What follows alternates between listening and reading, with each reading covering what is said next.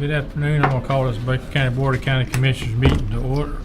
I'd ask if you have a cell phone, pager, or something that makes noise, please turn it off or on silent.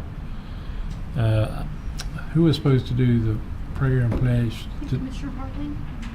Commissioner Hartley, did you? I didn't know. Mr. DeWitt, y'all didn't send it out, and we have been different schedule. So It's fine. We can do it like normal. Okay. I just didn't Troy Stiegel, get in I'm going to put you on the spot. Will you open us with a prayer tonight? Yes, sir, sure. And Mr. Porterfield, will you be in honor with the pledge? Yes, sir. Come up front, Miss. Be fine. Father, in the name of Jesus, God, we come to you once again as humble as we know how. Just going to give you praise, going to give you glory. Lord, we come here to just solve problems and to be able to make a benefit and a blessing to our community, our fire and rescue, God, our police department. And Lord, ask you to bless our county commissioners here today. Lord, give them what to say, how to say, and when to say it. Make the wise and intelligent decisions that are going to move us forward in the future, God. Bless everyone that's here today, God. Bless their bodies, bless their minds, bless their health. Any kind of illness upon their bodies should heal, God. And we telling you thank you for this. In Jesus' name we pray. Amen. Amen. All may please pledge allegiance to the flag of the United States of America and to the republic for which it stands, one nation, under God, indivisible, with liberty and justice for all. Thank you all very much.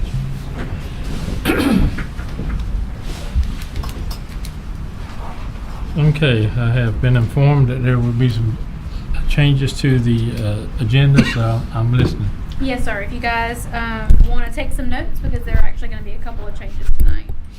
The first item we are going to be revising is item number 2 under new business.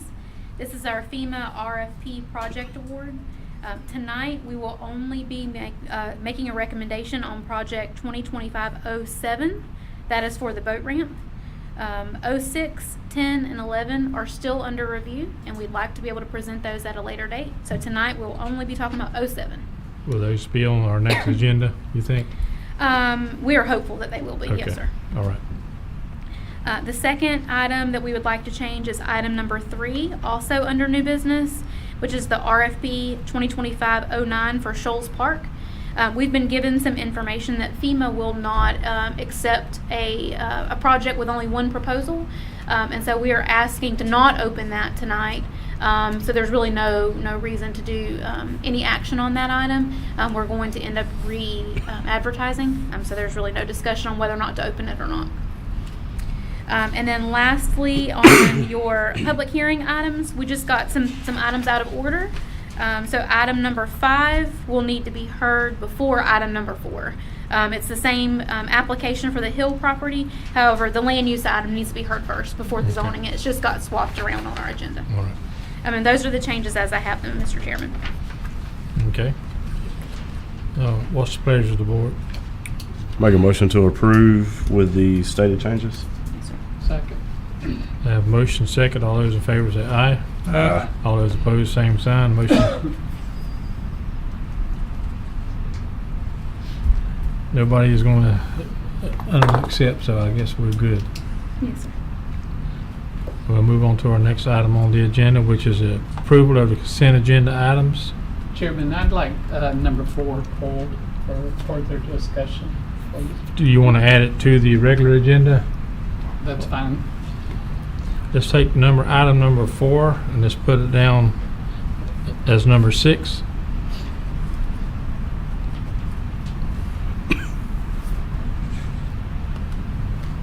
Any other changes to the consent agenda?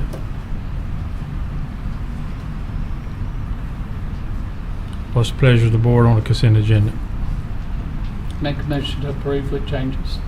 Second. Have a motion and a second. All those in favor say aye. Aye. All those opposed, same sign. Motion carries. All right, we're moving into our next item on the agenda, which is elected officials. I don't see any other elected officials in the room, so we'll move to our public comments. And I have no speaker cards, but we always encourage people to speak. If you want to speak, there's a speaker card on the back. Fill it out, get it to one of the staff, and then they'll get it to me, and we'll let you speak at the appropriate time. I probably should have said that earlier in the meeting, but I didn't, so I'm saying it now. But I still would let you speak if you wanted to speak. All right, let's move on to our next item, which is our new business. Number one item is emergency. How do you get number one this time? You keep moving me down the list. Well, they moving you up the list. And it will be relatively quick tonight, notwithstanding what's coming up next. So thank you again, Commissioners and Chairman, for the opportunity to give you an update. And so I'm not going to need to go project by project. We had the good fortune to have Commissioner Mobley with us on our PDMG call this week, and he can attest to the conversation back and forth between FEMA and the costing issue. And so we have essentially asked FDEB to step in and to assist us in getting FEMA to apply the CEF costing method. And until we get a definitive answer back from FEMA and FDEM, we're kind of in a holding pattern. And to explain what's going on, we submit it, it comes back at a cost that's way less than even what our very original estimates were. And so it just starts this vicious cycle. So rather than continuing that vicious cycle for an additional set of months after 10 months of doing that process, we're asking for a very clear, definitive answer from FDEM and FEMA moving forward. With that being said, all of the projects that you're accustomed to, I did have one update on our Hurricane Helene County Cat B, and which we just sent out another request for some documentation. We're needing some documentation to get that project moving forward. And it's not a significant amount, but it's critical information for us to move that project forward, and we hope to get some response from that from county folks sometime in the next 7 days. The 10-4. I haven't had a chance to check my email, so thank you for that to us. The project, we're experiencing something that's very different. So the state actually stepped in and stopped that project, which is very unusual. I don't know if that's because of the new alignment and what's going on with FEMA. For us from the emergency management side, we really don't know what this next year is going to look like. But with FDEM actually stepping in and putting a halt to the project until we get some things lined up is very unusual, and we're hoping to get an answer. I did just literally a few moments ago got a text from Thomas Howland Ferguson. They saw some of the response from FDEM, and we're going to meet tomorrow morning to try to address those issues and once again try to get that project moving back towards obligation.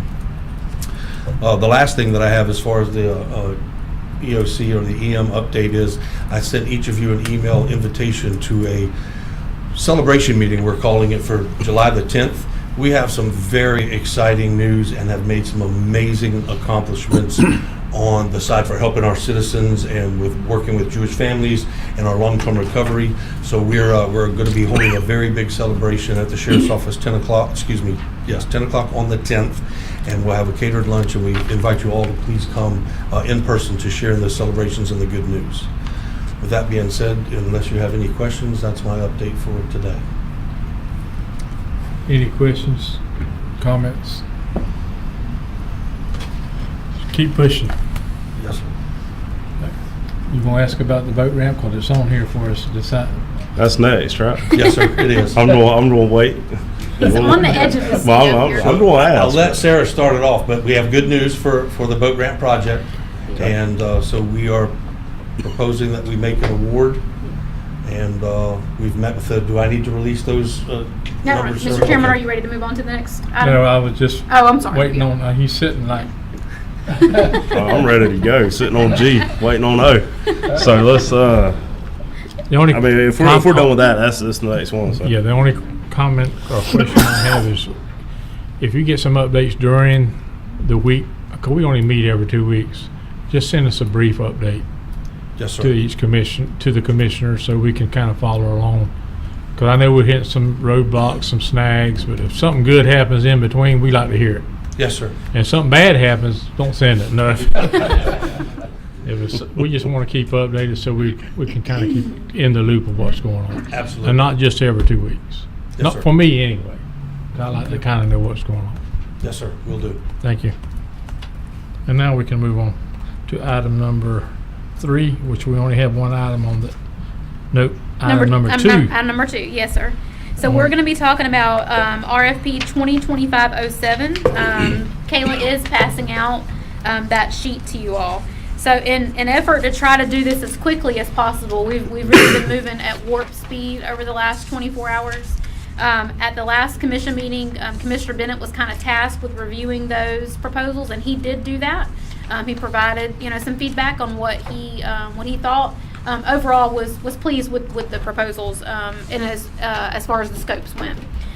So the review committee did sit down and look at the boat ramp project. Like I said, we've got some questions on the others. We'd like to continue to do some research and maybe ask some questions of those vendors just for some clarification purposes. But for tonight, boat ramp looks really good for us. So you can see from the spreadsheet that's before you, we did have 3 companies that submitted proposals on this project. J.D. Henson, Nordic/AMI, and J.B. Coxwell. The the RFP the RFP ranking team was myself, Chris Lee, Jason Dowell, Dennis Schmitz, and Chris Smith, who is with Thomas Howell and Ferguson. So you can see our rankings there. The recommendation actually is going to be to Nordic AMI. They are a company that specializes in this work. When we talk about qualifications, they are the most qualified to be able to do this job. We were very impressed with all of the proposals, but in fact, to be able to receive one of the caliber and within the pricing range also that Nordic has proposed was really great. And I want to make sure you guys understand from the top of this score sheet, this is the relocate option. We're not talking about leaving the boat ramp. I think we've made that abundantly clear over the last few months that are really our only option from a future stability standpoint is to relocate that. So Dennis, if you've got anything more to add to that, but that's really the sum of it. Like I said, we were very impressed with the information we've received. Very qualified company is going to do a great job for us. And I would just add to that, I would second that. In fact, this company specializes in this type of work and has done some fantastic projects, numerous projects working with FEMA that are very, very similar on even a much larger scale than what our project is. Any other questions, comments from the board? Any timeline on when it would be awarded and when action would take place? Well, we're recommending that you all award it to Nordic AMI tonight.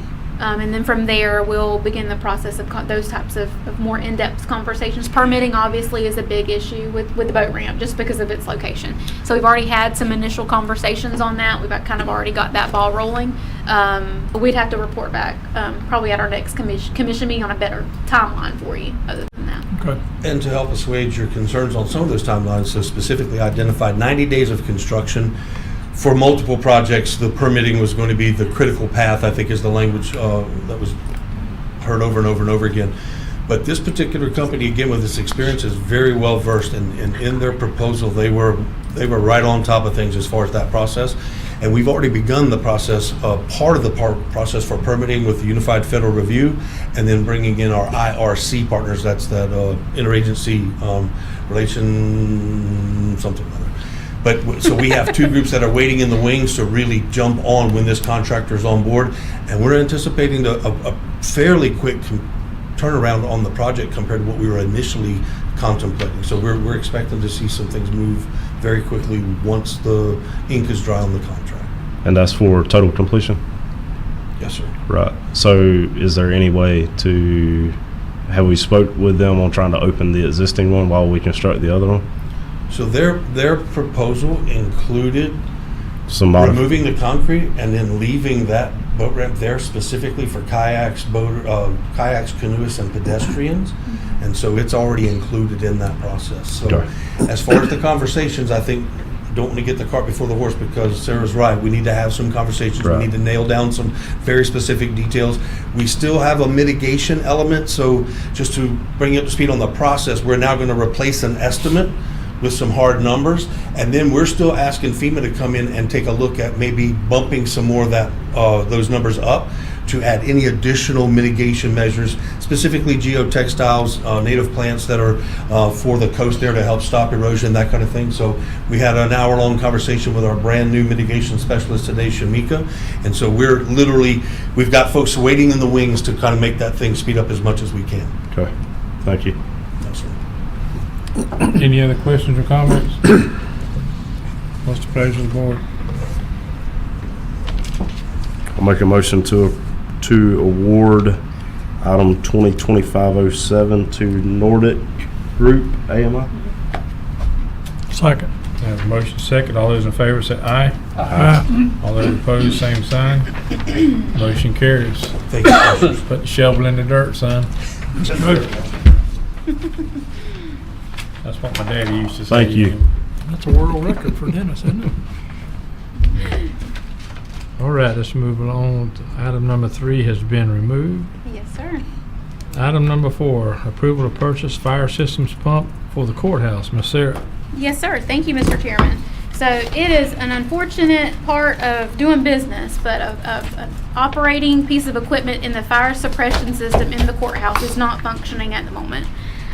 We do have quotes to be able to get that repaired on a very quick timeline to make sure that everything is safe and secure.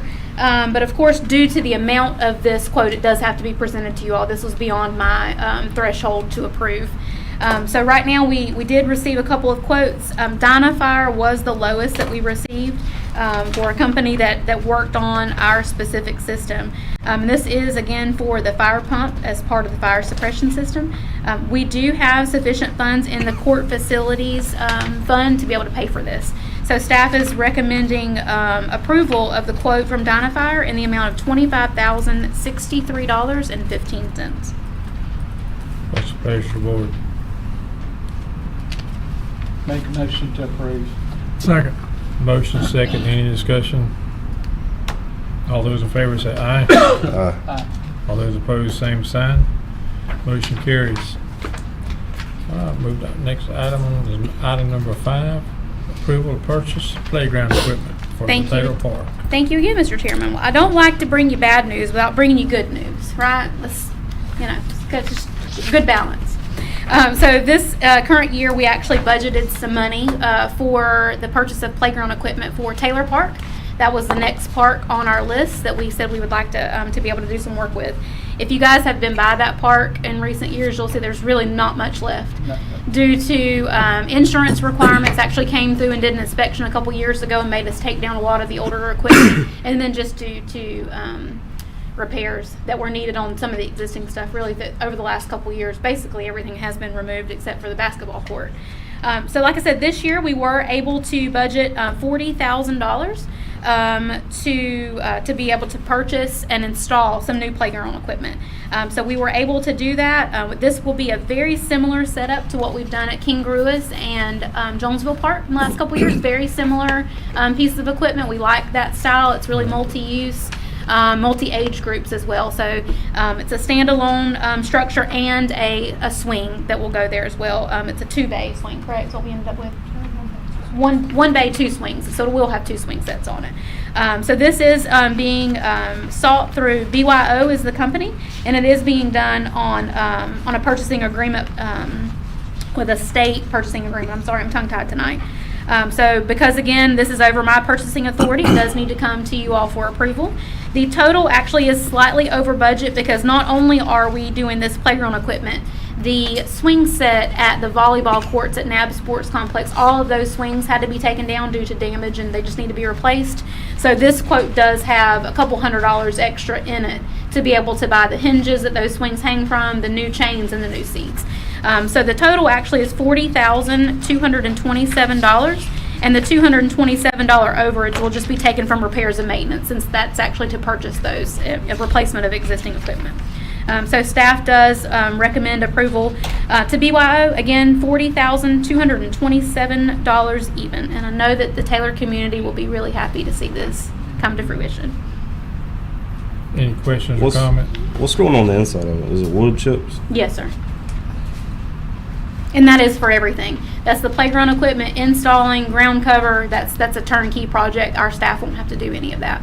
And you'll see from the quotes on there, the installation is super expensive. You have to really be good at how you shop around. You think $40,000 is a significant amount of money. But when you look at that, I mean, there's a huge chunk of that goes to just installation.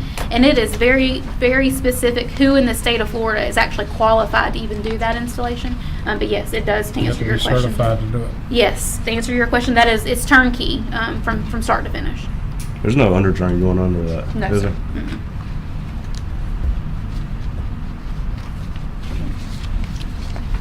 Any other questions or comments? What's the pleasure of the board? I move we approve the purchase of playground equipment for Taylor Park at $40,227. Second. Have a motion and a second. All those in favor say aye. Aye. All those opposed, same sign. Motion carries. All right. Item number 6 will be our MOU, BOCC, and the BCFR. Chief That's Nelson? a lot of MOs. It is. So BCs. I'll let either Chief Nelson or Chief Blanton, whichever one of them want to tag in on this one. But this MOU in the shortest form is basically this is between Baker County Fire Rescue and the union that we do have as part of our staff. You can see that this outlining some changes in the way that the schedules are structured. And obviously, this is really Chief Blanton's wheelhouse. I'd like for him to really do the explanation on that and answer your questions. And Commissioner Hartley, I'm not sure if maybe you had a specific question I about. do have some questions. Sure. Yes, sir. Just a couple. The effective date, there's not an effective date on here. When will be the effective date? I think it's immediate upon approval of the As board. soon as we approve it? Yes, sir. Well, I said the Right. effective date should be without something in the agreement that says anything differently. It'll be the date the board approves it. Yes. Well, I guess we needed to do this in order to facilitate a scheduling program. And once we get a go date on the scheduling program, which would be, I would think, within the month, we could give you a date, but right now we can't, because how long is it going to take for them to run the test cycle on the data program on that? Is there procedurally something we need to do to adjust that for y'all? Rich, instead of it not listing it, should we amend the document to give it a 30-day effective date, just so that covers the scheduling software to be finalized? We can. They'll have to re-approve it though. Okay. I don't think there's any issue with it from the scheduling standpoint for you all to do what you're doing with your current scheduling under this model Right. now. I mean, we could go ahead and start it now, even though the software is not Right, we can active. if y'all want to, we can put the day's Yeah. date on it. That's, I mean, I don't know procedurally, I'm just stepping in territory that's not procedurally, but it's just, maybe we messed that up or whatever as far as the date goes. But Yeah. this is what we're sitting on, so we can engage that scheduling program. Yeah. I don't see any issues with it being effective. I don't, Chief Nelson, do you? I think- Immediately, yeah. I think a start date should be on a pay cycle, start date, Right, and not just when we approve it. If we're going to start it, we're going to start the pay cycle next week, then it needs to be on a pay cycle date. okay. Well, if that date works for you, y'all have Whatever I mean, date. we're flexible with any of it, I don't honestly. think that it's something we need to start in the middle of the week, middle of the pay cycle, because we get paid every 2 weeks. Correct. So I would think that we need to start it on a pay cycle date. Ms. Lewis, would that work with you? Is it No, it's good. only affecting a scheduling program, or is it affecting HR and payroll as well? It's just a scheduling change. Because it says in there that it should save money in certain areas and it shouldn't in others, so that means it might be affecting us payroll and budgeting. It shouldn't affect payroll or budget only because to do that you It would does have. if it says 11% pay increase and then you're canceling overtime. Right. The net's a zero. I think we all have to know that or agree to that, but. Yeah. Well, to make changes to salary would have to be bargained for in a collective bargaining amendment. Okay. Because it says it's increasing the payroll. Right. Well, the thing we just discussed was that their net salary, will, their monthly and yearly salary will be a net zero change either way. It's just how it's calculated, part of this whole process to eliminate all that built-in overtime. I don't know So will it procedurally. affect the tax amount, the retirement amount? I mean, Ultimately, because I know when you change stuff like this, it does change those numbers. I don't know. I don't know what to tell you. At the end of the day, when we ran all our calculations, our net end is a zero end as far as what they're going to make in a pay one way or the other. It's just we're trying to. I know that's the thing we've all been working towards for the longest time now, is eliminate that one old pay cycle and go to the new one to eliminate that overtime. Right. So I can't answer that. I can't. Wish I could. The other question I have is, Sure. and I don't, the one part it says 56 hours, and then on the fourth paragraph it says 53 hours. Yes, sir. So what's it- What that boils down to is normal people that work a 40-hour office type of a job, y'all know when they get to past 40 hours, you're required as an employer to pay them time and a half. This program here, which is the national program approved by the Fair Labor Standards Act, means that if you're in this job role, you don't have to pay them, or you're not required to pay overtime until you cross 53 hours. So every 27-day cycle, the person gets 3 hours of overtime, and that's how the structure is set up. So you'll see 53 hours is a normal pay week, and then 3 hours of overtime per 27-day cycle, as opposed to now, every time they cross the 40-hour threshold, we're immediately into overtime. That's what we're trying to eliminate. Okay, so the 53 is for more office staff, right? No, sir. No, sir. Or It's just the 56 is for firefighters? when the Fair Labor Standards Act went into place back in the 1930s that affected firefighters and police officers in the United States, the decision was made at the court level to make it to where to eliminate the amount of overtime, because our shifts are so long and odd compared to most people's shifts, that's when the decision was made that we don't qualify for overtime, or could not have to qualify until we crossed the 53-hour window. So it's strictly it's a benefit to the employers not to pay so much overtime, but it doesn't have anything to do with like your office staff or anybody like that. This is strictly involving your shift employees that work the 24-hour shifts. So you're saying it's a benefit to the employer to not have to pay the overtime. However, we're going to raise the pay rate If we sign this to a net MOU, zero. Yes, sir. When we sign this MOU, the net effect to us is zero, but I will say going forward, it means an 81.25% reduction in overtime in the future. So the goal, because at the end of the day, obviously, do we want to save a bunch of money? Yes, we do. At the same time, I think y'all kind of deserve to know going forward, when you see a report and you see overtime usage by the employees, and you're really wanting to track what we're doing and not doing, you get a true number that you can look at and say they really are working a bunch of overtime or they're not. Where now it's hard to track because there's so much overtime built into a 40-hour. We're trying to use a 40-hour model to work a 56-hour type industry, and it just doesn't fit. But this isn't shifting to like a 24/72 model or anything like that. No, sir. We're sticking with the same 24/48 we've been doing forever. So you're still on a 53? Because what happened is when Baker County was strictly an EMS agency, as crazy as this may sound, the federal government does not allow straight EMS employees to be on a 56-hour or 53-hour FSLA model. They don't allow it by law. They do for police and fire, and we have to assume that when all this was designed in the 1930s, EMS was not an industry. Don't know why they haven't gone back in all these years and added EMS to it, but they haven't. So when this department got put together, when fire and rescue merged, we had this huge percentage of straight EMS people and just a couple of firefighters, where now we've had so much training and influx and sending people to schools and hiring practices to where now we're at about 90-something% fire rescue dual certified people that are now allowed by law to be on this. All those people in the past were not allowed to be on this.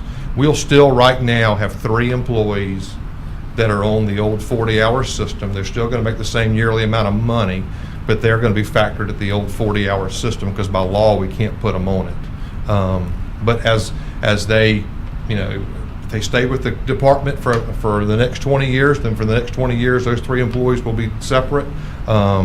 I talked to a friend of mine that's the chief of a neighboring county the other day, and they went through the same stuff 20 years ago, and he said today they have 1 person left that they have on the old system after all these years. I'm assuming that will happen with us one day, many in the future, but you know, we didn't ever want to take people that were the single search from years ago and flush them out of the system. They're good employees and they've been good to us, and we're going to take care of them.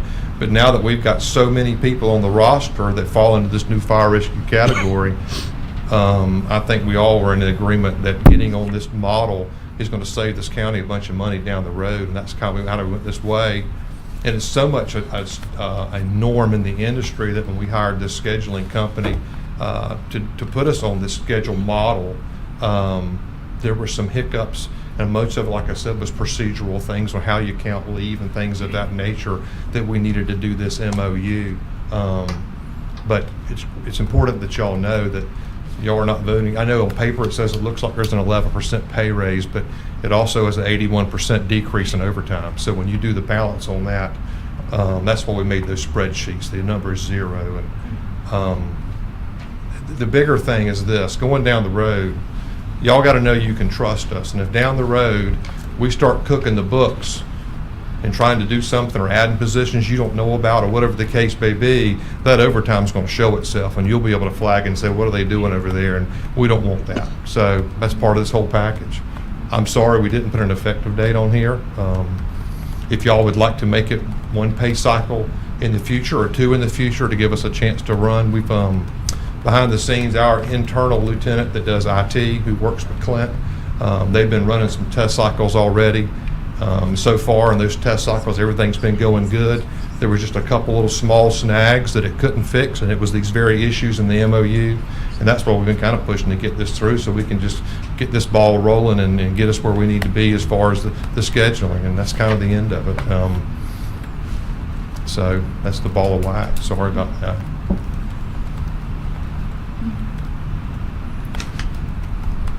So employees would get 53 straight hours and 3 hours overtime. For a 27-day cycle. For 27. Yes, sir. Correct. With that's after they get the 11% increase. Yeah, and then so they're really not getting an 11% increase. Right. They're just not getting time and a half. Yeah. Right.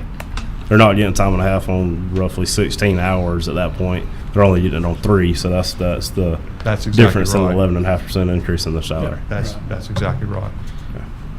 The thing we don't want to do is you come in here and with this MOU and then take away their pay. Right. And so that increase would make up the difference, And that's exactly where it is. Right. which is industry standard. That's right. That's right. I don't know how many, there's not many industry that I know of right now that is not on this model.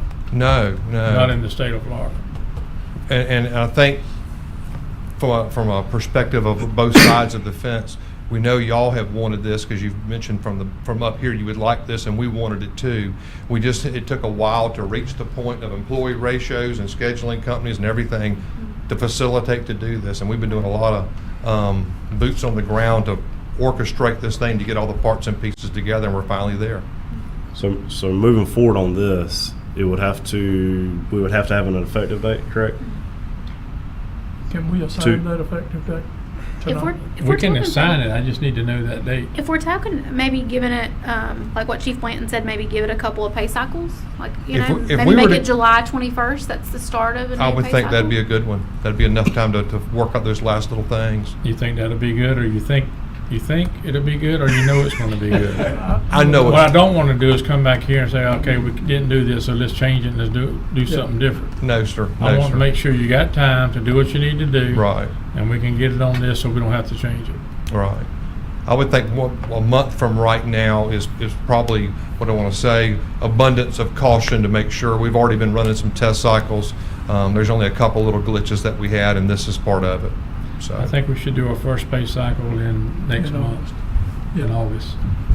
The first payroll in the month of August? Yeah. What would that be? Because I think Right. for the 21st. Yeah, I'd rather have the extra couple of weeks. Mhm. Right. That way we're in position. We could, August 4th, yeah. August 4th, yes, Yeah. sir. Do I hear a positive? Yes, on sir. August 1st? We're good to go, August 4th. If not, I'm in trouble, right? You're in trouble. Mr. Commando, are you good with are we able to do this? They'll have to agree So- to it. So let me just say this. we're being respectful of this union. They are not completely certified at the moment, and they are working through their process. We are still recognizing them as an active union, even though they're not.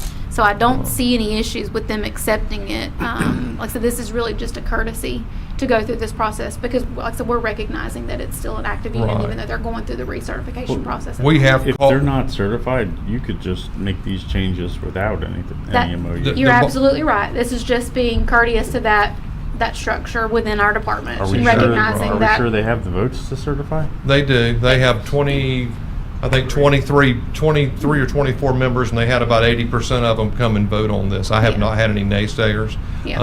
I will say this, we brought them to the table and laid that out before we talked to anybody and said, look, guys, if we want to do this, we need to do this, but this is procedural matters that have to happen. This is where this is at, and laid it on the table, and they have already assigned. And I think where she's driving it, they used to be under a different local number, and the state is issuing them a new number. They've actually gone from a number 41 something to a number 53 something, whatever, but that's all done through PERC and Tallahassee, and all that paperwork's already been done. Yeah. They're just, for one reason, they have needed to adjust their contract or their PERC number or whatever, so that's where that's at. But we My just didn't. argument is that the date change really should not be an issue, like I said, Right. from any of that standpoint. Well, and I just wanted to make sure this was cleared up and explained, because I didn't want other employees to think we just paid them 11%. No, sure. Oh, correct, raise. yeah, yeah. And it needs to be No. brought up that Right. what's happening Yes, sir. too. Yes, sir. Look, I appreciate that from the perspective. I know this is a televised thing and everybody's watching and everybody knows we're trying to do something above board. Well, we just try to do everything that's right for our employees. Yeah. All of our employees. Well, we appreciate that and, We look out for every one of them, not just this group or that group. All of them's important to to this board. Right. And I appreciate Mark bringing that out just to say, I met with you, so I know all right. what you're doing, but it's good for the public to know that we're not giving anybody a raise. We're just making this the way it should or have already been. Right. That's basically And we what we're don't want doing. the employees to lose money because we're changing. Right. Right. And the only way to do that is to do what we're doing. And that's the adjustment we're making. Yes, sir. Yes, sir. We like to call it a restructure. It's all it is. Just a restructuring of the way that scheduling in that department works. It's not, And- like I said, it's a net zero increase. And it's better for Baker County as a whole. Correct. Yes, sir. Yes, It's sir. better for our staff.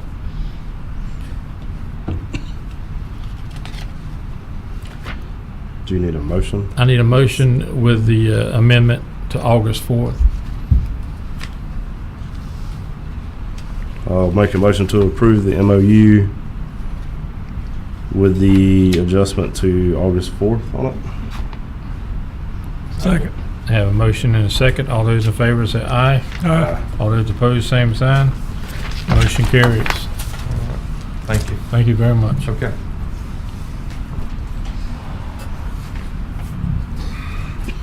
Okay, I still got 20 minutes. We're going to our pending business report, Ms. Sarah. Yes, sir. Thank you, Mr. Chairman.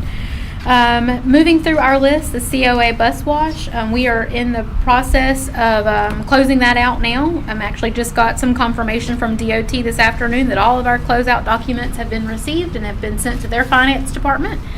So we should be getting a nice big reimbursement check on that very soon. We'll keep you informed on the status of that. Moving on down into, let's see what we've got some new updates on. The boat ramp, we talked about that. We've talked about that a lot. Phase 2 is still in the design process, and that continues to move through. Hopefully, we'll have some plans to present to you guys all pretty soon. That's just been in a process with our engineering firm to get that done for us. Council on Aging Senior Life Enrichment Center, again, that project is underway to be closed out. We've been working on all those submittal documents to the state as well. And again, nice big reimbursement check's going to be issued to the county on that one. And again, we'll keep you informed on when we do receive that.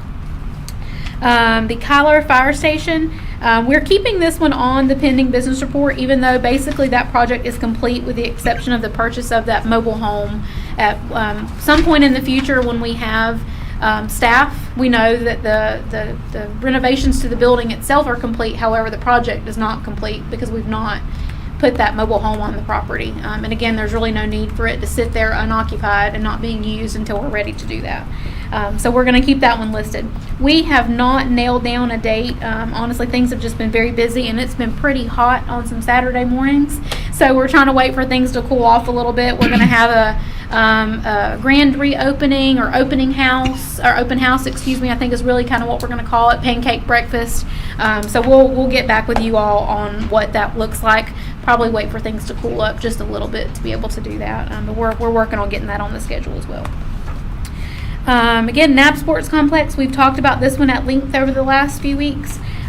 We are waiting to hear back on some final estimates on the construction of the restroom and concession stand, and also we are coordinating with an electrical contractor and then FPL on the demolition of our building. That all of that main, the two-story building, all of the electrical for the property comes into that one location. So ideally, we'd actually like to get rid of that building. It's really, it's in the way. It's not really needed anymore. And if we're going to make some changes to the layout of the concession stand and the restroom location, it's going to be basically the same property, but that building's really kind of in the way. So we've got some people that are looking at that for us and potentially having some donations being done about getting that getting that wiring into like just an electrical box. You see the boxes that are just on the ground. So we won't need that building anymore. But as soon as we get some clarification on both of those things, then demolition will start on that project. So we're excited about that one. Next item on the list, courthouse generator. Again, we knew there was just a long lead time on the equipment itself. We are still waiting for that to be installed.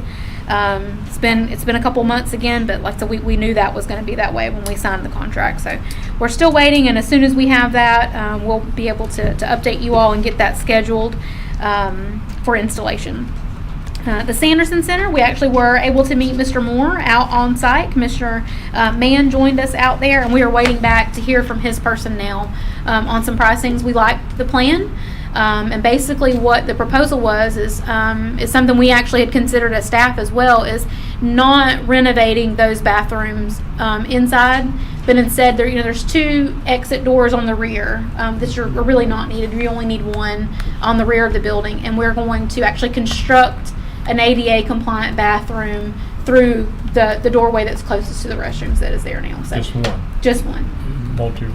Yes, ADA compliant. Yeah. Two, just one. Yes, sir. So really, from a cost standpoint, the ADA compliance on those restrooms is really just impossible with the door height, and it's a solid concrete foundation. It's just that exterior north wall would just about have to be removed to make that thing ADA compliant. So we're going to look internally at staff to maybe do just some upgrades to make those bathrooms look a little better. Nothing extravagant, but the construction and the ADA compliance will happen into a new facility. And they did, if you've been there and you've seen the old restrooms, they did drill down through that concrete slab. It's a solid concrete slab. So any changes there would be extremely expensive. Yes. So hopefully we'll get some estimates back on that. I've not heard from Mr. Moore since our site visit, but I know he's got his folks working on it for us. Are you going to do any kind of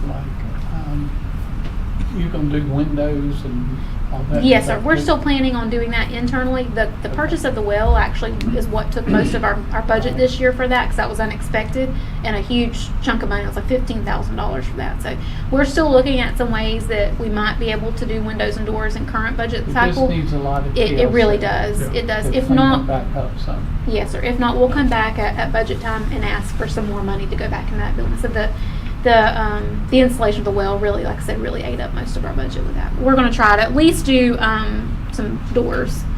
I don't think windows are in the schedule for this year, but the doors, you can see when you open them, there's just tons of leaves and dirt where it's been blown in. So yes, sir, we're going to keep working on that part. And then last but not least, we have a new item that's been added to our pending business report, which is the RFP for auditing services. That advertisement actually is live. So we have a due date of August 1st, I think is the due date on that. I didn't put on this list. I apologize. So once we get those proposals back, Florida statutes does dictate who is on the review committee for those. And that's a representative from each of your constitutional officers, one county commissioner, and then county admin staff. And you'll see under county manager a little later on this agenda, we're going to talk about that county manager, county commissioner volunteer We've already got we've him. already That's got every we've already got one that's volunteered. We're going to talk about that in just a little bit on the agenda. That was easy. Yeah. I think when I seen that on my, I said, that's no problem.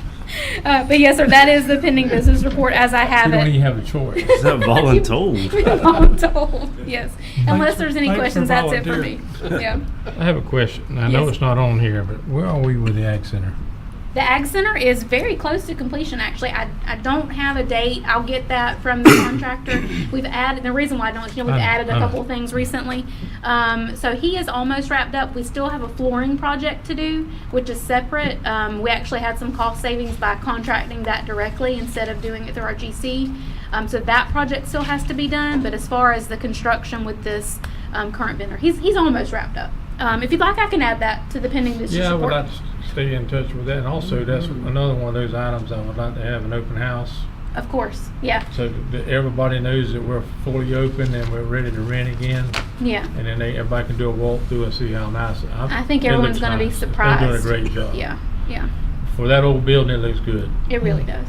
Yeah. So Certainly, I we'll think add it that and would we'll be get great idea. we'll get an open house scheduled too also. Okay. It's just 'cause I like to eat. If you do open houses, usually we have food. So. You know that's my motto. We don't meet unless we eat. Okay. Anything else for Sarah on pending business? I have 12 minutes, so let's move on to our next expense report over 5,000. Any questions on that for Sarah? Hearing none. American Rescue Plan Phase 1 and 2. Any updates, Ms. Sarah? No, sir. No updates. Fiscal year 23-24 audit update. Got an update. Praise the Lord. We had a Teams call last Friday, which would be 6/27. We're still looking at a mid-August is a realistic deadline to have it submitted back from James Moore. Okay. They still think that is very doable, and that's kind of the projected completion date as of this time. Right now, we spoke about each constitutional, and they gave me a percentage on each one. Right now, the tax collector, they're about 60 to 70% complete with the audit for that specific constitutional. All the items have been submitted to them, and they are just 60 to 70% done auditing that particular one. The property appraiser is sitting around at 90% complete, just a few more questions. Supervisor of elections is in the same boat. They're around 90% complete.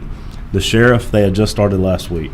So they had, and I spoke with Jeffrey Cox, and they had already submitted their first round of questioning to them. So, and I know he had already been in contact with them as well, getting, starting that communication and submittals of information. So right now, if I had to put a number on that, I would say 25, but they've got assets on the ground working right now, trying to go through on that one. The board and the clerk, they're still in the process. Ms. Cheryl, do you have an update on if we got the trial balance? Yes. they Completed it. Submitted. Okay. And they've already pulled some of our items, and I would say clerk's probably about 20-25%. Okay. And the county, we have staff ready for their request. Okay, but the clerk, on the clerk side, everything's good on that side, so there's a 20-25% of them as well, and then the county, The they're county has submitted theirs. okay. So we're just waiting on them for their Okay. request. Sounds But good. they have started pulling information that we've already updated. So they're looking at it, but we're Right. just waiting on additional items. Okay, and I'm sure as soon as they clip off the tax collector, property appraiser, supervisor of election, more people are going to jump They'll wait onto for the this. bigger one last.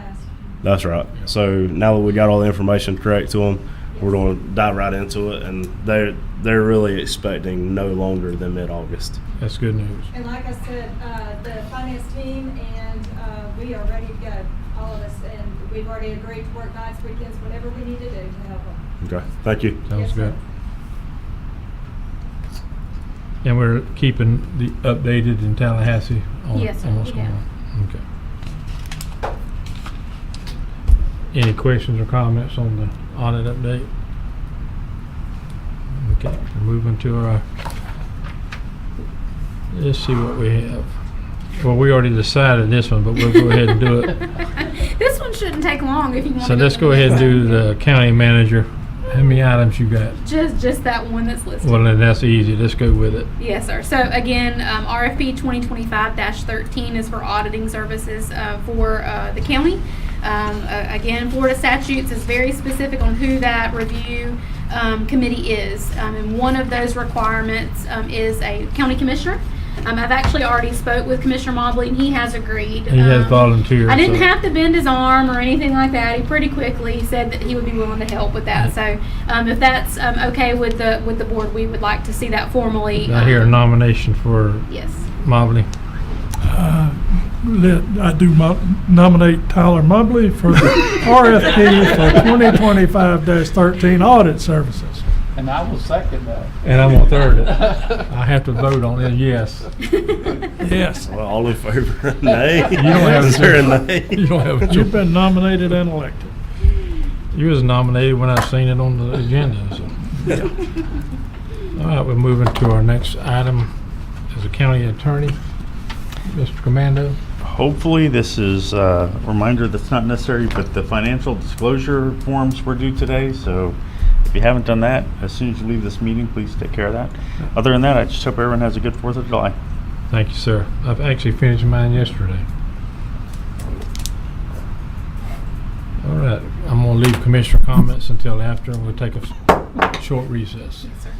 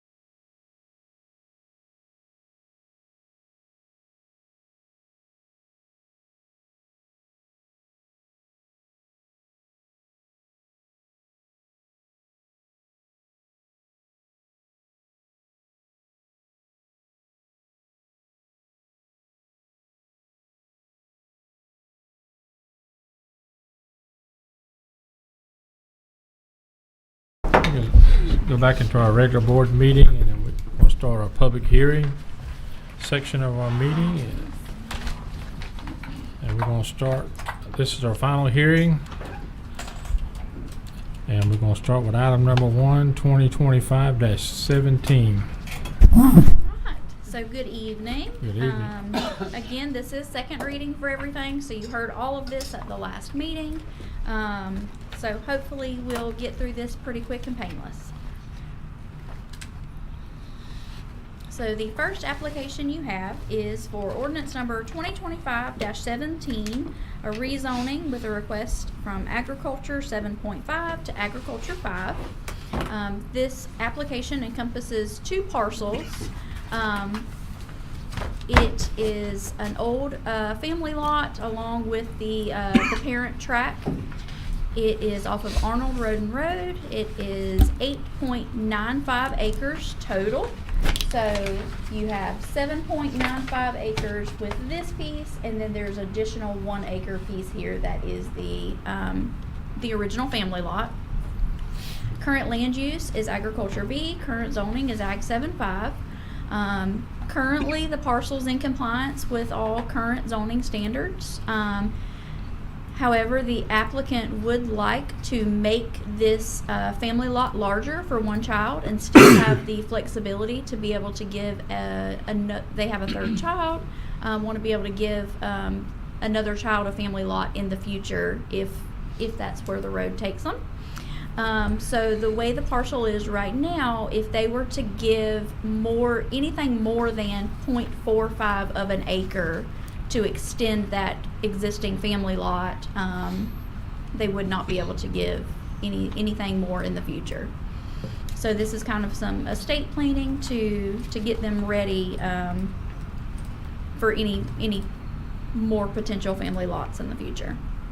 Everything around this parcel you'll see has that agricultural zone B land use and an Ag 7.5 zoning.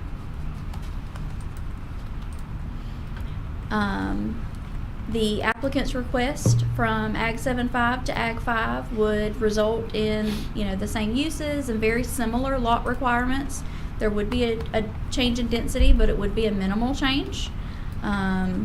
Again, the parcel is currently in compliance. It is just a matter of estate planning and preparing for the future. Staff recommends approval, and LPA recommended approval as well. Just for a few informational things, this right here, you can see this parcel looks kind of odd shaped. That is where the current easement goes now. It is the intention of the property owners to kind of revamp that easement to be encompassed in the parent parcel, just granting an easement to the children. It wouldn't be cut out in that parcel anymore.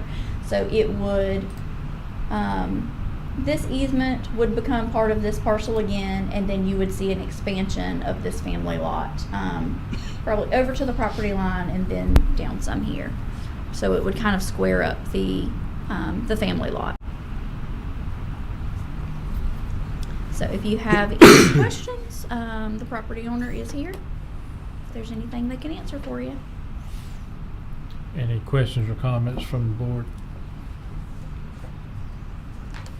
Any questions or comments from anyone in the public? What's the pleasure of the board? I move we approve ordinance number 2025-17, read by title. Second. I have a motion and a second. Mr. Commando?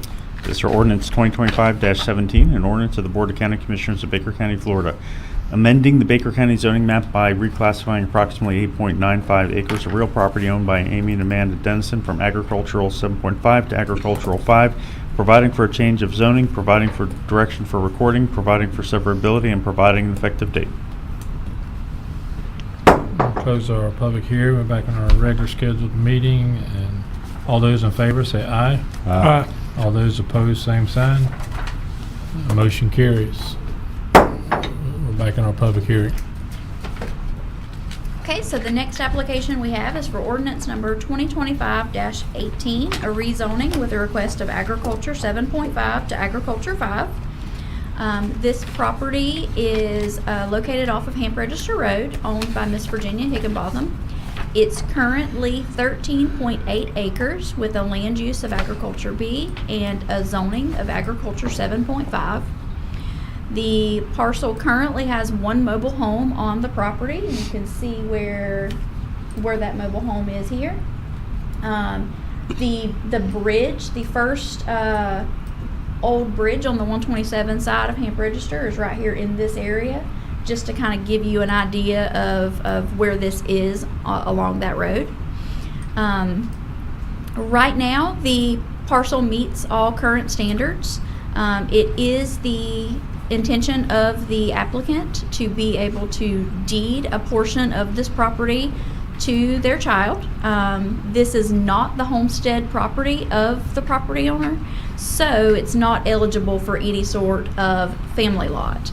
So in those cases, they need to, the acreage that is deeded to a child must meet the current zoning standard. So in this case, if the property owner were to deed 7.5 acres to that child to create a buildable lot, what they were left with would no longer be considered conforming because it would be under that 7.5 acres. So by the request of Ag 5, they could deed the child 5 acres. It would be considered a buildable lot, and what's left would be considered still conforming and buildable in the future if they were to replace the mobile home with anything else. So you can see here immediately surrounding the property, it is mostly that ag zone B. There is a little bit of ag A just to the north. Everything around it is ag 7.5. It does have that ag 7.5 zoning.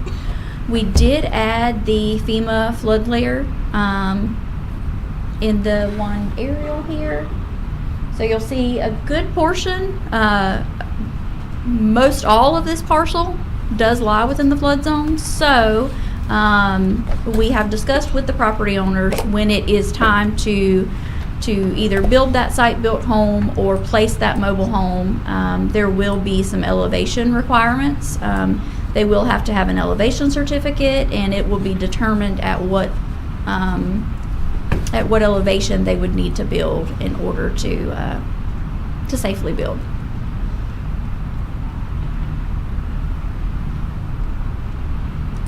Okay, so I did zoom out this aerial just a little bit so you could see where Hamp Register comes out on 127, just to kind of give you a better idea of how close this portion or this property is to 127.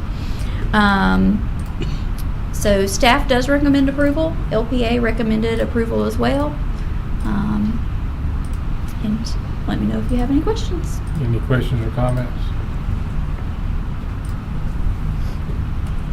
The only question I had, you already answered about the flood zone, so I just want to make sure they was aware Yes, sir.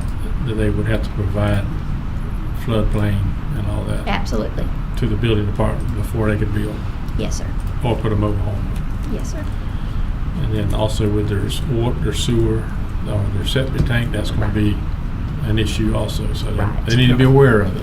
Absolutely. And we try to make sure we stay ahead of that and at least make them aware that there are additional standards and they're going to have to comply with all of those standards. I just don't want them to think that they can build anywhere on the lot because of the problems. Right. Okay. And you have made them aware of that. Yes, Okay. sir. Any other questions or comments from the board? Any questions or comments from anyone in the public? Hearing none, what's the pleasure of the board? Make a motion, we read ordinance 2025-18 by title. Second. Mr. Commando? Ordinance 2025-18, an ordinance of the Board of County Commissioners of Baker County, Florida, amending the Baker County zoning map by reclassifying approximately 13.8 acres of real property owned by Virginia Higginbotham from agricultural 7.5 to agricultural 5, providing for a change in zoning, providing direction for recording, providing for severability, and providing an effective date. Back in our regular meeting. All those in favor say aye. Aye. All those opposed, same sign. Motion carries. We're back in our public hearing. Item number 3. Okay, the next application we have is for ordinance number 2025-19, a rezoning with the request of agriculture 7.5 to agriculture 5. This does sound a little similar to the last two that we've heard, but it is just a little bit different. This property is located off of 125 South. The applicant is Shelby Bellamy. It's the current acreage is 6.25 acres with a land use of agriculture B and a zoning of agriculture 7.5. So this parcel, the way it lays out now, was created in 1996. It's currently vacant and would be considered non-conforming due to it being created after that 1991 timeframe and it not meeting the current Ag 7.5 zoning standard with the acreage. So the proposed rezoning would bring the parcel into compliance and allow them to build a site-built home on the property. The property, when it was subdivided in 1996, it is still in the hands of the same family. They just did not go through any sort of family lot provision or anything at the time. They simply just split it between children. It is still currently within the same family that owned it back in the 90s. So you'll see from the aerial maps here, 125 is kind of a dividing line here. You'll see everything on one side is very low density residential, and everything on the other side is agriculture zone B. And then you'll see a lot of RCMH 2.5 on one side, and then Ag 7.5 on the other.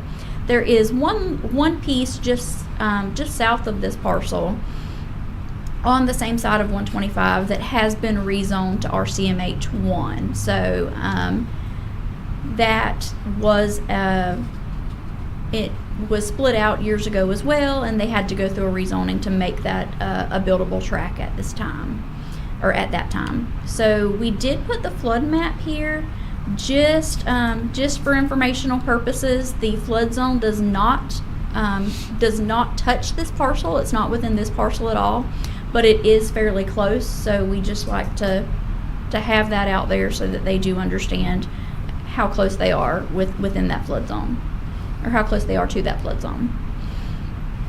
So the current request would result in similar uses, the same uses, similar lot requirements, and would bring the parcel into compliance so that they could build a site-built home.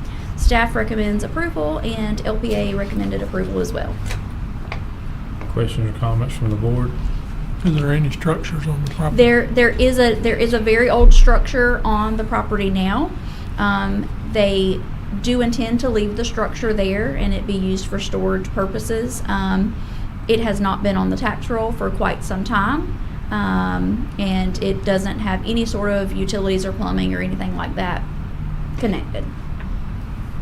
It's the kind of the shell of an original structure from years past. Many years back. From many years past, yes.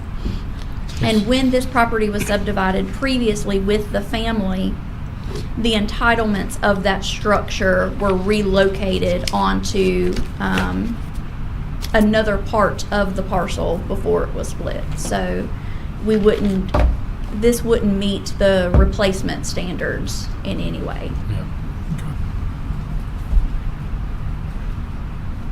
Any other questions or comments from the board? Any questions or comments from anyone in the public? What's the pleasure of the board? I move we approve ordinance 2025-19, read by title. Second. Mr. Commando. Yes, sir. Ordinance 2025-19, an ordinance of the Board of County Commissioners of Baker County, Florida, amending the Baker County zoning map by reclassifying approximately 6.25 acres of real property owned by Shelby Bellamy from agricultural 7.5 to agricultural 5, providing for a change of zoning, providing direction for recording, providing for severability, and providing an effective date. Close our public hearing, back in our regular meeting. All those in favor say aye. Aye. All those opposed, same sign. Motion carries. Back in our public hearing. Okay, the last two applications are companion applications, so if it's okay with you, I'll present them together. Yes, ma'am. Okay, so we have ordinance number 2025-25, a small-scale land use amendment with a request of Agriculture A to Agriculture B, and the companion ordinance number 2025-20, a rezoning with a request from Agriculture 10 to Agriculture 7.5. So this parcel is located off of Turner Cemetery Road. It is owned by Mr. and Mrs. Hill. Currently has 11.82 acres with a land use of Agriculture A and a current zoning of Agriculture 10. Currently, the property is compliant with all standards. However, the applicant has 2 children and wishes to give both children family lots containing at least 2 acres. So right now, the property owner, it would be well within their right to give both of their children a 1-acre family lot. It is their intention to give more than 1 acre. If they were to give 1 acre to each child, it would put their acreage just under the zoning threshold. For the county, we would recognize that still as a legal lot of record and a buildable lot. We have seen over the past year some financial institutions, they still I won't say that they're not honoring that, but it's kind of frowned upon for that acreage to go below that zoning category.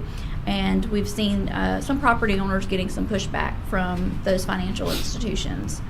So the property owners, they want to make sure that once they give family lots, their children do not have any problems in the future, and that their lot stays conforming so that they do not have any issues in the future. What that would look like would be kind of in the back section of this property. You would see it divided and then kind of split in half for each child to receive at least 2 acres. You'll see here along Turner Cemetery, most things are agricultural zone A, but you do see some spots of that agriculture zone B, and then the same thing with the zoning along the main strip of Turner Cemetery. It is Ag 10, and then just outside of that you see some pockets of Ag 7.5. So again, as of right now, the applicants are completely compliant, and they could, if they wished, give 1 acre to each child, but they're wanting to give each child a little more than that. There really is not any other benefit to the property owner to rezone to Ag 7.5 other than being able to give larger family lots. That Ag 7.5 zoning would not allow them to subdivide the property in any other way to make 2 buildable lots. There's just not enough acreage to do that. So really the only benefit to this rezoning would be to have some larger family lots for their child. Staff recommended approval and LPA recommended approval as well. As we discussed a little bit last meeting, there were some letters of opposition submitted from some property owners that are in this immediate area. We did receive 5 letters, so you have those letters in your packet. I will say most of the letters did have they shared the same concerns. So if you have any questions, just let me know. And the property owners are here as well if you have any questions for them. Any questions or comments from anyone on the board? The most troubling of the applications that we've seen today for me, just because of the amount of response that we've got, negative response, in opposition to it. With the consideration that the family can give 1 acre lots, regardless of what the county does, I'm less hesitant about allowing for 2 acre plots. But I still want to respect the people taking their time to let us know their concerns. But, with the understanding they can do 1 acre family lots anyway, I think we need to move forward. And that's, we've kind of tried to make sure to share that with the property owners and with the other residents that shared their concerns. That's why we have this process. That's why we have public hearings. It is everyone's right to be concerned about what's going on in their neighborhood, and we would never want to be dismissive of that. So with talking to those property owners, a lot of them, because of their work schedules, were not necessarily able to attend the meetings.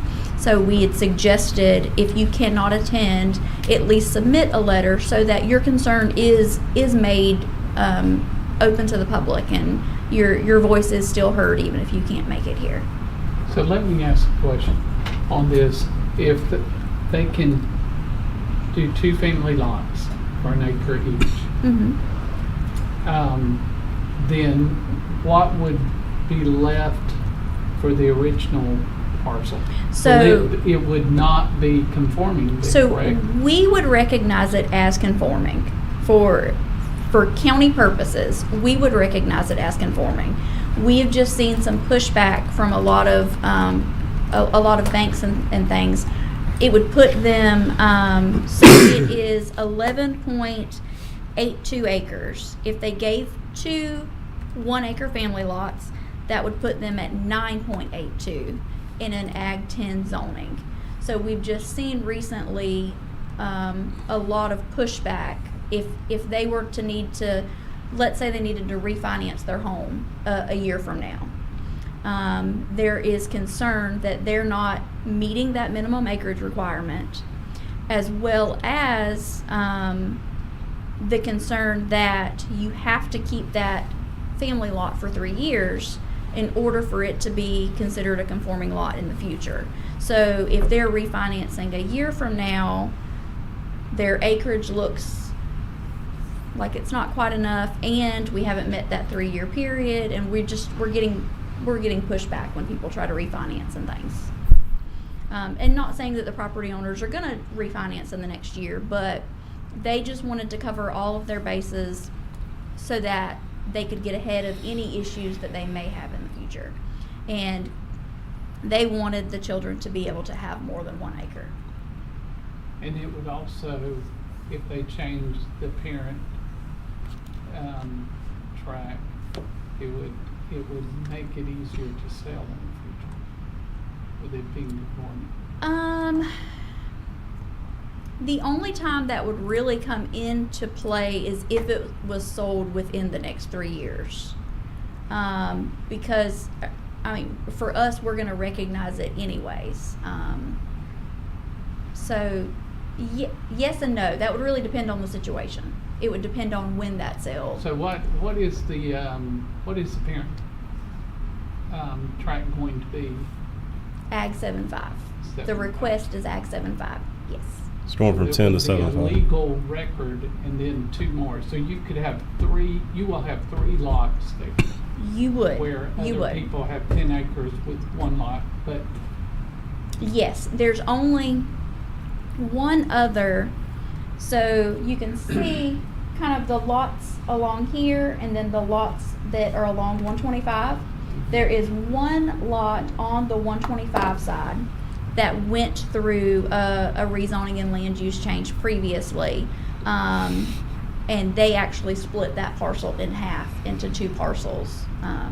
So there's been one similar case, but that's it. Just that one parcel. so if I understand it right, they could, if we, let's say, denied it, they could come back and do 1 acre, 1 acre and keep their They could. lot. Yes. They can already do 1 acre and 1 Yes. acre, because they do, it's 11.82 if I'm Right. accurate there. And then it'll be 10.82, and it's still a conforming lot, and then they're splitting it off again, so Right. that'll work out. But here, if they do 2 acres, the first time 11.82, 9.82, it's a non-conforming lot. They That's wouldn't where be you able to have the give situation. the second child 2 acres if they Right. gave 2 acres to the first. And so that was why I had the comment with the only benefit that I could see to the rezoning was to be able to give those larger family lots. There's not any other obvious incentive to rezone. Now, if we were talking about some lower density, of course, that would be a different situation. But just the change from Ag 10 to Ag 7.5 doesn't give them any additional flexibility in the future. I would like to mimic, Commissioner Mann's comments. I mean, this is the first one that I've really sat down and like, oh man, this is a big decision. Right. To me, each one of them are big, but this one I really took time because I wanted to understand exactly, why did it come before this board? Right. If it was a family lot, they could do it anyways, with 1 acre and 1 acre and not even come before the board. However, the reason it came before was because it would be non-conforming after they gave it to the first child. Absolutely. And I appreciate all the letters that came in. I mean, that they didn't go unheard, Right. And so looking at it from that away, it was kind of, I had a good friend I was speaking with, and it was kind of politics versus policy on this one. Like, you could just make them do it with 1 acre and 1 acre, but you're looking at it realistically saying, hey, it's kind of dang if you do, dang if you don't in a sense. But either way, I mean, what would be the benefit? You know what I'm saying? Right. And that's why I try to tell anybody that comes into the office and they're asking, these kinds of questions. Everything is parcel specific, and we try to talk through everything with each applicant, and we want to. We ask a lot of questions, and sometimes that's frustrating to people. They come in and they just want to ask a general question. Well, we can't always answer general questions. It's parcel specific, and it depends on your future intent. So we try to work through all of that before we get here, so that we kind of have a clear picture of what their intent is immediately and in the future. Right. I think we'd all like to be compassionate to the neighbors' concerns and honor the landowner's rights. Right. And we've basically got to come down one side or the other, and it's a difficult decision. Well, this is where I am at. They can do it anyway. Mm-hmm. They can put they have 3 houses on the property. The question we have is, do we want to allow them to put the 3 houses on 2.5 acres, or 2 houses on 2.5 and 1 remaining where it's at? Or do we just want to say, put them on 1 acre apiece and have another house? I really don't see the benefit of telling people that you can't use 2.5 acres of your property to give to your kids. Right. And I don't want to be able to tell the neighbor when they come before us and say, yeah, you can do 1 acres. So whatever you do tonight as a board sets precedent for that area.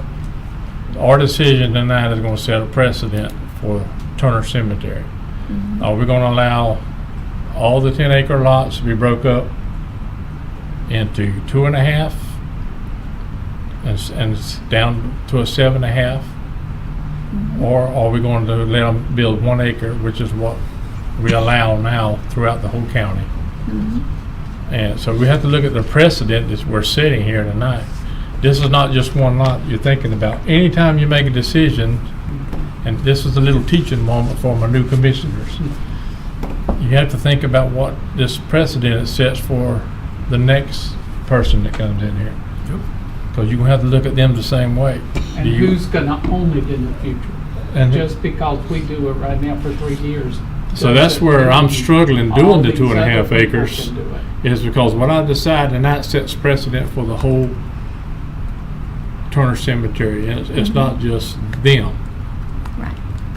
Because for me, I think it's great that you want to give your youngins 2.5 acres. I mean, I wish I had 2.5 acres I could give my kids.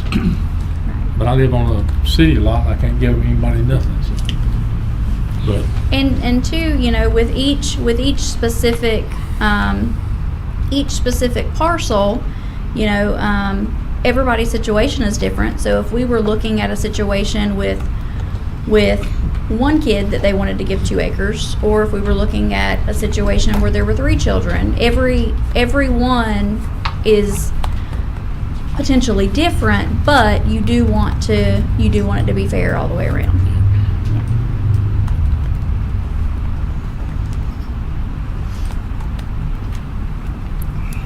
any other comments from the board? Is any of this property in flood zone or wet plain or wetlands? No, none of this fell Okay. within the flood zone. Okay. These parcels have already been split once by the big parent tract. So there was, in the early 2000s, all of these lots were created. Process was a little different then. They didn't exactly go through a subdivision process, but they all have been technically subdivided previously.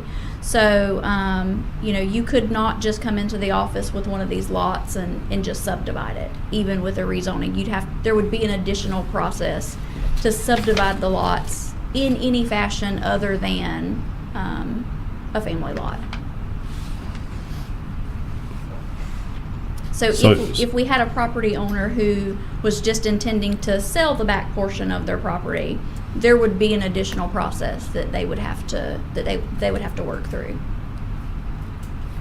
So tonight's decision is, do we allow the 2 acres apiece, or they can still do the 1 acre? Right. Okay. But this is some more teaching.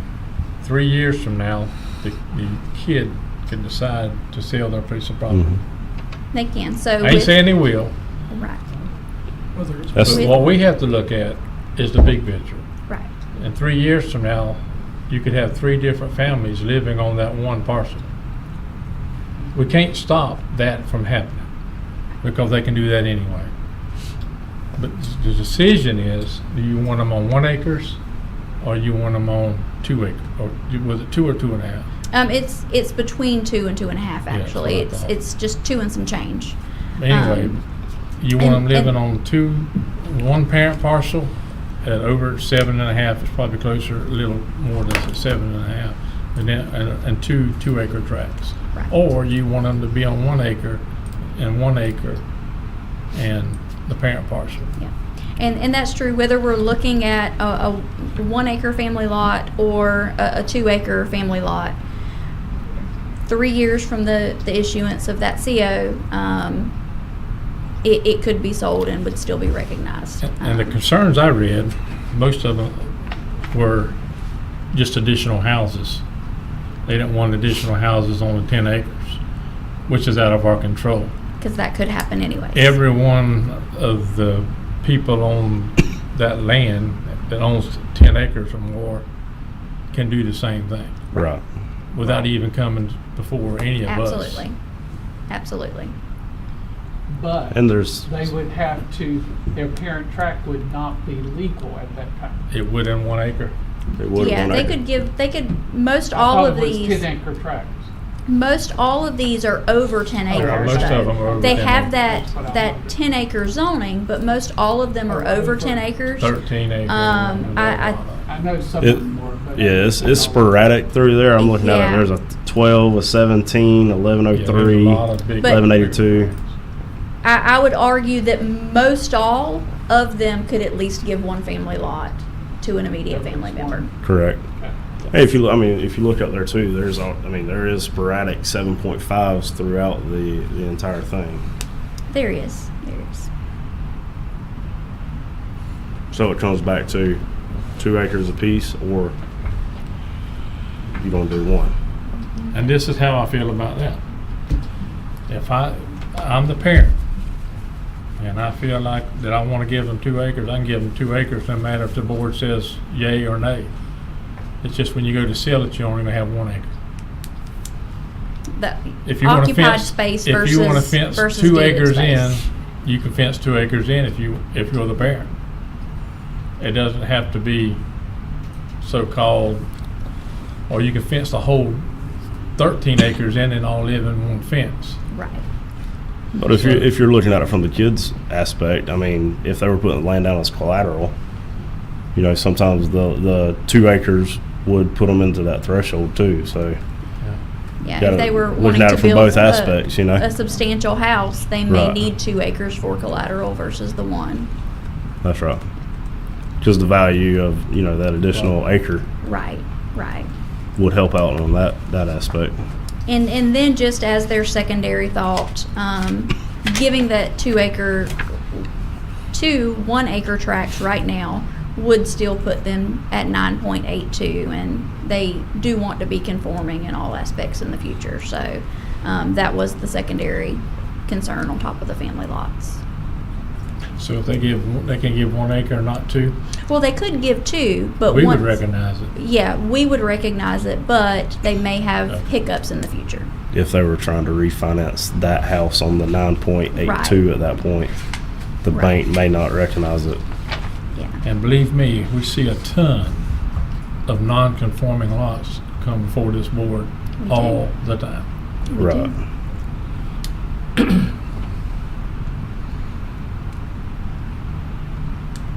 Any other questions or comments? Any questions or comments from anyone in the,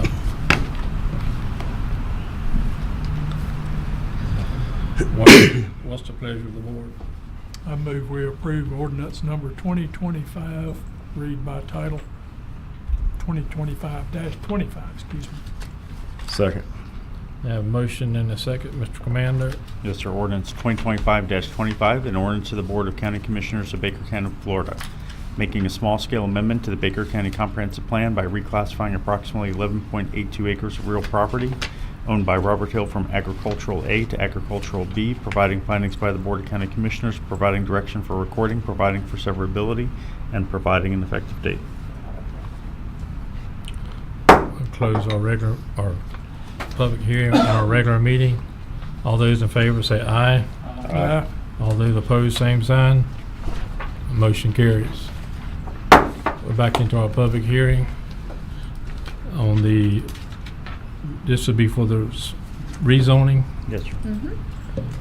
2025-20. Does anyone have any comments or questions on the board?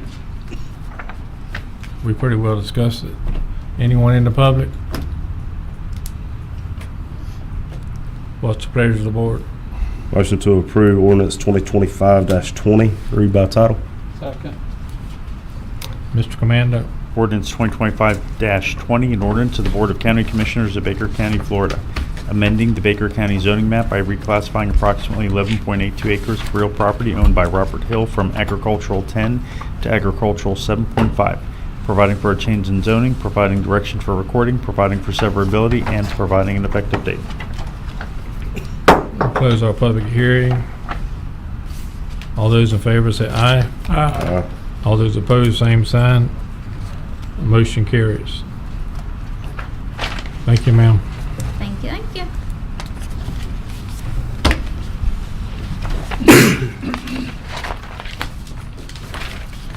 I think we have one more item on the board, which is commissioner comments. Mr. Mobby, I'll start with you. Yeah, I wanted to just give a shout out real quick. I know it was in our consent agenda items, the TDC funding request for the Independence Day celebration. I think that was a big hit. I didn't get a chance to go and walk around at the duck pond and the area up there originally, but I did show up and we watched a phenomenal firework display. So it was good, and I was happy to see that. And I want to give a shout out to the TDC and the chamber and all those involved with that. I mean, there was a ton of people that came and watched the fireworks. So it was pretty good. Also, wanted to get an update real quick on the grants and the balances on that. Did we say we could get that maybe next meeting? Yes, sir. So Commissioner Bennett and I had some conversations. This last meeting, I was not able to be here to give that presentation, and we knew that this meeting, he would be on vacation. So we actually have that scheduled for your next meeting to go over in detail an update on all of our grants. Other than that, I'm good. Okay. Commissioner Mann, I don't have anything. Commissioner Hartley. I just got a couple. On the grants, I wanted to follow up on that. Is it going to show us who is checking that grant? Yes, sir. Your The grant information manager. will? Yes, sir. Grant manager? Yes, sir. Okay. The other thing is, I would like to see us maybe look at changing our public comment to the beginning of the agenda before the consent. Because if you have anybody that wants to say anything about the consent agenda, the public comment is after elected officials. So, to me, if you're really gonna give the public comment, they should be able to, before we approve the consent agenda, they should have comments. Certainly. So, that's something. Yeah, we can make that restructure. That's not an issue. Okay. And the other thing is the solar, but you kind of answered me that on 125 North. I was wondering who was clearing all that right on the right of way. It looked like our right of way, but apparently it's the utilities right of way, I guess. Yes, sir. I was just wondering who was clearing it. Yes, sir. So our It understanding, we kind believe of that takes it's. something up it's- for a way that Yes, sir. we had. Oh, I know. I've heard all about it. Yeah, I bet you have. You got a few some family that members live there on and that there. curve. Yes, sir. It's our understanding it's ORMC making some changes through there. So. Okay. Thank you. Miss Sarah, let's go ahead and move the elected officials and the public comment above the approval of the consent agenda items. Certainly, we could do that. So sometimes we have a public or an elected official that needs to say something, but they got to go. Right. So it'd be better just to go ahead and get them out of here. Yes, sir. We can make that change. Any disagreements? Is that fine? Oh, that's good. And then only thing I have is every year we have a value. This is for the newer guys. I've been teaching tonight. We have a value adjustment board, which is with the clerk's office. The Tim sends in his what the taxes are going to be. Your citizens has an opportunity to rebuke it, say, no, I'm not going to pay that. So there's a value adjustment board they come before, and it requires 2 of our county commissioners to be on that board. And I think everyone received the email on the VAB board times. Yes, September 16th would be the training. You come in for about 15-20 minutes and then you leave. And then the next meeting would be October 16th, where you would actually come in and then they would be able to present to you whoever is in disagreement on their tax bill. So, but I would need 2 commissioners that could make all these meetings. You have to be available September 16th at 10 a.m., Thursday, October 16th at 10 a.m., and alternate date in case something happens on the 16th is the 17th at 10 a.m. I would need 2 commissioners. And I made it last year, Miss Kathy Rhoda made it last year. I am available for all of these dates, believe it or not. So I can be one of the commissioners. I just need someone to serve with me. Voluntold. I'm told. I told myself. Voluntold. There you go. There's one. I checked my schedule before I came tonight, just so I can make It's sure. September 16th and 17th. September 16th, October 16th, and October 17th. And 17th might not even, you might not have to even come because everything's handled on the 16th. You don't need it. I'm available if nobody else wants to do it. Well, you got it. So that's all you. So you can get that to our county clerk. Yes, sir, I and- can. She'd actually said that she would have the VAB clerk make that request to you all at a later commission date, but I can let her know that You you let her know guys that talked she about already- it tonight and how she wants to handle it from here. Well, I just want to be ahead of the game. So Yes, sir. see in here it says that we don't go over there. Did y'all read y'all's letter? We don't go over there and she don't come over here, so however it works, I just wanted to let her know we got it covered. Yes, sir. Certainly. I will send a notification. I just kind of find some of this stuff childish for grown people. So I just want to let show the board they've got it covered. So we don't need the childish stuff. I go over there about once a week to pull permits. I'm at the courthouse.